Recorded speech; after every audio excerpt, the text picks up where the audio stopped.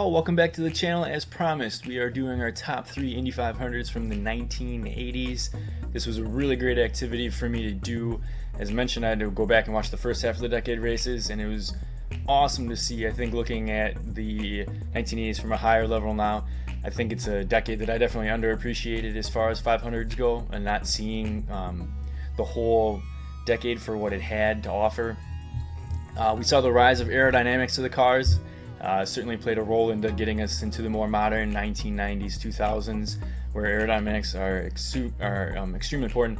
The cars had great amount of horsepower, so the speed was there, but the aerodynamics and kind of the tire development were maybe what were keeping them down as far as cornering speeds, things of that nature. But as both of those got much better, the speeds obviously rose at the track as well too. So we saw Rick Mears have an absolutely fantastic decade in the 80s and show his brilliance at the track, both from a speed standpoint in qualifying, but also his racecraft, his race smarts, how he went about running the 500. I think everybody still to this day kind of looks at Rick Mears as kind of the man of what the blueprint of what you needed to follow as far as be able to be successful at Indianapolis. So he had a great decade.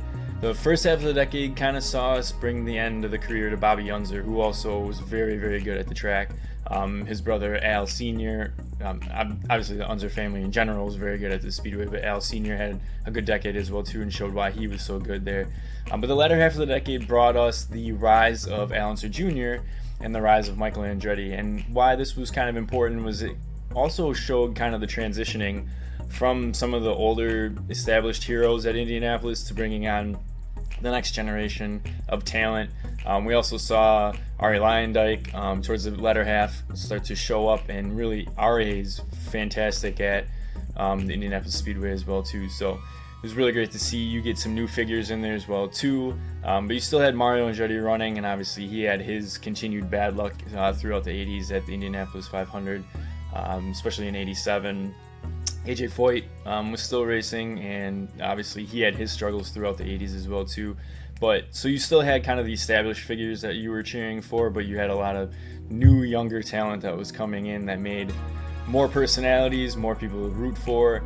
You still had races where you only had a handful of cars on the lead lap, maybe halfway through the race.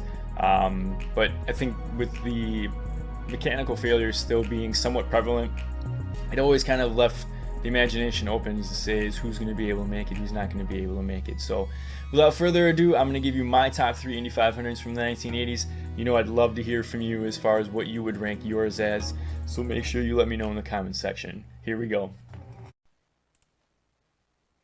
Alright, coming in at number 3, we've got the 1983 Indy 500. Rookie Teo Fabi was on pole position and led the early stanza of the race, but it was Tom Sneva, who had been a bridesmaid the latter half of the 1970s, who finally was able to come through and claim victory. He was able to lead a race-high 98 laps, so clearly had a pretty dominant car of the race, and was able to convert that on that day to finally get his first victory, which I'm sure felt very good for him. The thing about this race that was really important was the final 20 laps of the race. They had just come out of a caution. They were on a restart. Al Unser Jr. jumped the restart, and he was behind Sneva, who was behind Al Sr., who had the lead at the time.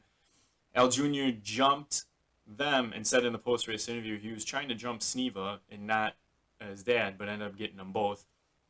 And because of that final stint, it basically was Al Sr., then Al Jr., who was a lap down, and Tom Sneva following for the final 20-ish laps. And Sneva was working really hard trying to get ahead of Al Jr., took a lot of laps, big controversy on Al blocking. He did mention a few times in the post-race interview that he was actually trying to block and slow Sneva down. But at the end of the day, Sneva kept his cool, didn't get overworked, ended up getting around Al Jr., then was able to make quick work of Al Sr., and from that point on, Al Sr. wasn't able to kind of fight back at all, and Sneva was able to cruise on to his first Indy 500 win. Again, overcoming some adversity, but making sure to take advantage of having a dominant car when that was the case. So I know it was a great feeling for him. Pretty interesting comments from Al Jr. as far as being that open to say that's what I'm doing, but I think, again, it shows what Indy means to everybody and how important it is to win that race. So that was very very frank from him. Number two, we've got the 1986 Indy 500. We had Michael Andretti and Rick Mears out early in the race, leading, that is, not out mechanically. Michael led a lot of good portion of the race, but Rick ended up leading 76 laps in the race, and that was the high tally for that particular race. Really, the race got really interesting towards the end of it. The final stint, you had Rick Mears, Bobby Rahal, and Kevin Cogan all running fairly close together. Michael had encountered a bad set of tires and pitted, so he was right in front of all of them, but he was trying to stay on the lead lap, but he was going to have another pit stop, so he was effectively out of the race. He was going to fall a lap behind at some point there. But it really took off with about 15 laps to go. All of a sudden, they had kind of just been cruising around, and then they hit a little bit of slower traffic, and Rahal was able to time a pass on Rick Mears coming through two and onto the backstretch, got him. Kevin Cogan took advantage of the situation and ended up leaping both of them and going into the lead. And Kevin was running so hard, it seemed like his car wasn't that great either, and he really overworked his tires a little bit. He had built a good gap on Rahal, but Rahal was kind of starting to eat that back. And then there was a late caution for an RE spin with about 6 laps to go. And then on the final restart, Bobby Rahal timed everything to perfection and was able to jump Kevin Cogan, take the lead. Kevin, like I said, I think overworked his tires a little bit too hard, wasn't able to come back at Rahal. Not that there was a lot of laps to go anyway. And Bobby ends up taking his first Indy 500, which was awesome to see. And really fantastic victory. You felt bad for Cogan. Rick kind of fell back and never really had a great car to be able to fight back and get back into it and finish third in that race. But great race at the finish between 3 different cars there. Final, and I don't think this comes as any surprise, the 1989 race. The track was resurfaced for this race, and it saw really high speeds. Emerson dominated this race, leading 158 laps, so he really had the car to beat all day. But behind it was a lot of really, really fantastic racing between Al Jr., Rick, Michael, Al Sr., and Bobby Rahal. And I think that's where I keep my focus on for this race. I love seeing good racing throughout the field. It's something that you didn't really see too often throughout the decade, but you kind of started to see a little bit more as you got into the 90s and everything. But really awesome to see the great racing there. Kevin Cogan had his really, really big pit lane incident where he came in, hit the inside of the pit wall, and skated down the pit lane, walked away unhurt from the incident, but really big point of that race. Really, the end of the race got quite good. Well, I should say, Penske's weren't really that great, and all 3 cars ended up not finishing the race, which is obviously very rare for them. But the end of the race, again, got really good between Emo and Al Jr. after a late race caution inside of 20 laps to go.